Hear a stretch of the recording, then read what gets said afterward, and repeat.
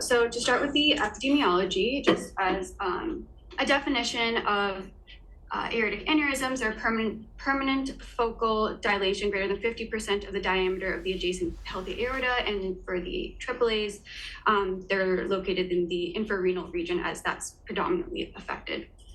The prevalence is 3 to 8% in screening studies and predominantly in men, and the annual incidence of new diagnoses I found to be 0.4 to 0.67% in Western populations. In terms of sex differences, it's more prevalent in males than females, but interestingly, the risk of rupture is 4 times greater in females than in males. And the risk factors are advanced age, male sex, family history, tobacco use, presence of other large vessel aneurysms, atherosclerotic risk factors, and alcohol consumption. In terms of risk factors for expansion and rupture, these are baseline aortic diameter greater than 5 centimeters, rapid expansion, tobacco use, hypertension, elevated peak aortic wall stress, history of heart or kidney transplant, decreased FEV1, and female sex.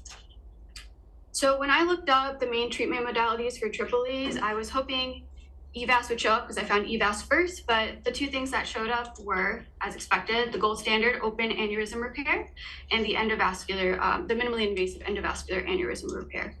And the things I really want to mention about these 2 procedures is that in open repair, the aneurysm sac is wrapped around and sewed shut, so there's no sac at the end of the procedure that's present. But in endovascular aneurysm repair, there is a sac that remains afterward outside of the grafted area, which allows for things like endoleaks, which I'll talk about. So I just want to compare these 2 procedures across a couple different parameters. Open repair is suitable for all anatomy, while EVAR, it requires favorable anatomy for the deployment of the stent. There's a higher perioperative mortality risk for open repair versus EVAR, but open repair tends to last longer and rarely requires reintervention compared to EVAR, which requires follow-up and higher rates of reintervention. The complications for open repair are bleeding, infection, prolonged recovery, and not endoleaks, but as you can see for EVAR, there's a risk of endoleaks, stent migration, and contrast nephropathy. The recovery for open repair is longer than it is for EVAR, and there's minimal post-recovery surveillance for open repair versus lifelong imaging for complications of EVAR, and these include things like endoleaks. So now that I've said it 3 times, I just want to give a quick overview of endoleaks, because I think we've heard the word, but what are the different kinds? So type 1 endoleaks are proximal or distal graft attachment site leaks, as you can see in this photo here. Type 2 leaks, there's retrograde flow into the aneurysm sac from aortic side branches, such as the lumbar or inferior mesenteric arteries. Type 3 can be caused by a defect in the graft, either due to a fabric tear or disconnection of the modular overlap. In type 4, the leaks are due to graft wall porosity. And in type 5, there's an increase in maximum aneurysm diameter with no identifiable endoleaks. So now to talk about endovascular aneurysm sealing. So this system was created by Endologics Inc. Specifically, I'm referring to the Nellix endovascular sealing system in 2013. And it was designed to address aneurysm sac sealing rather than relying solely on the fixation of the aorta. EVAR systems do this only.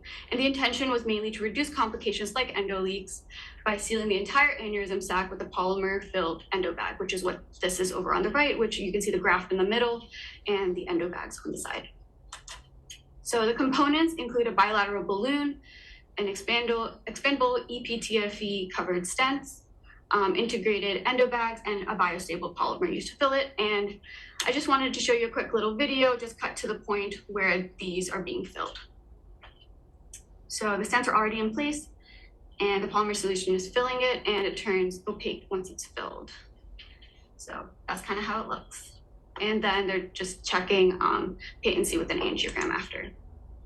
So in terms of indications for using of the EVAS system, it depends on if the aneurysm is located in infrarenal location or in the aorta-iliac region with compatible anatomy, a size greater than or equal to 5.5 centimeters in diameter, or if it's rapidly expanding, such as greater than 0.5 centimeters over 6 months. If there's anatomic suitability, so if there's adequate landing zones for the device, iliac artery diameters ranging between 9 to 35 millimeters. And as long as there's no excessive angulation or tortuosity, that would hinder the stent graft deployment. It's also good for high surgical risk patients, like specifically those unfit for open surgical repair due to comorbidities or advanced age. And if they have a persistent risk in that there's rapid growth of the aneurysm or symptoms like pain indicating impending rupture. And mainly, as I said, EVAS was created to address some of the limitations of the EVAR system. So the goal was to seal better with the endo bags to prevent these leaks, specifically type 2 endo leaks, which, as I mentioned before, are caused by retrograde flow from collateral vessels. And the advantage was to seeks to avoid stack pressurization that can happen with the EVAR graft due to fixation at the proximal and distal aorta. Additionally, there's hope for anatomical flexibility to treat a broader patient population, specifically those who might have anatomies less suited to EVAR, as well as to reduce risk of complications, aiming to minimize late complications like sac enlargement and rupture by sealing the sac and not just excluding it. And this allows for potential for fewer reinterventions and improved durability in some cases. So now that I've said all that and made it sound amazing, why didn't it show up when I looked for treatments for AAAs? It's because there was progressive device failure at long-term follow-up of the Nellix endovascular aneurysm sealing system. So the findings of the study, there were 161 patients with a median follow-up of 6 years. And of those implanted, 70 of the devices failed for one or more of these reasons. Sac expansion, caudal stent migration, stent separation, and secondary AAA rupture, and a substantial number of type 1 endoleaks. And 36 of these patients had to undergo reintervention. But I will mention, as a positive aside, they said they wanted to decrease the number of type 2 endoleaks, and they did, but that's just an aside from all these things. So basically, the long-term failure rate of EVAS was found to be high. But there's hope yet. There's still areas of innovation in this system. People are trying to enhance the polymer systems to improve the durability of the sealing mechanism and reduce migration risk. They're also trying to advance imaging integration to utilize 3D imaging and AI to optimize device placement and improve procedural accuracy. There's new clinical trials like the EVAS Forward program that analyzes long-term outcomes and patient selection to refine indications. And there's some hybrid approaches to combine EVAS and EVAR for challenging anatomies or to deal with type 1 endoleaks. And these are the NINA and VINA systems, which is NINA is Nellix and Nellix, so using 2 EVAS systems together, which you can see I have a picture of here. And also the VINA system, which is Viaban and Nellix, and Viaban is one of the grafts that's used for EVAR. So that's that. And I just want to end by thanking everyone. Dr. Kwolek helped me a lot with this presentation and getting the story right. I want to thank all the attendings, residents, and PAs for making every day great, and to Kathy Fletcher for coordinating, and Dr. Wishkamp for setting up a great clerkship. This is my work cited, and any questions?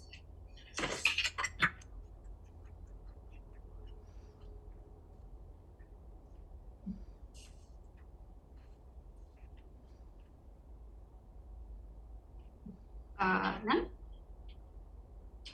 I think you did a great job in a short period of time covering a pretty broad field. So kudos to you on that. And I pointed the direction. I did not do any of this work. This was amazing investigation by our student here. The only thing I would say is I don't think the story's finished. We still deal with sac problems and endoleaks and reintervention.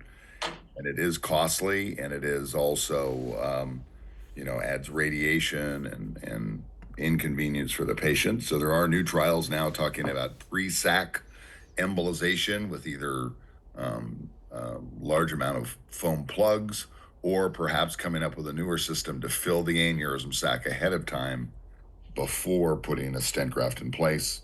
Some people have even talked about preemptively coiling large lumbar branches or inferior mesenteric artery branches. Again, all to be determined, but this is an evolving field. But great overview. Thank you. Yeah, I was going to say no questions, but a comment. I think this is a really good summary of a challenge that we always face trying to fix these aneurysms. Endoleaks can be the bane of our existence and the patient's existence once we actually do one of these EVAR procedures, and really are the big Achilles heel to fixing these aneurysms with an endovascular approach. I don't think this is a flawed concept to try to seal the aneurysm sac, just like Dr. Pollack said. I think a lot of people are trying different things to try to preemptively prevent endoleaks as opposed to trying to chase them later, because the secondary interventions can sometimes be not so straightforward and can often include open surgical requirements as well. And so an area where people are really looking for a good solution. Thank you so much. Next, we're going to have Sammy. Let me just share her presentation. Thank you.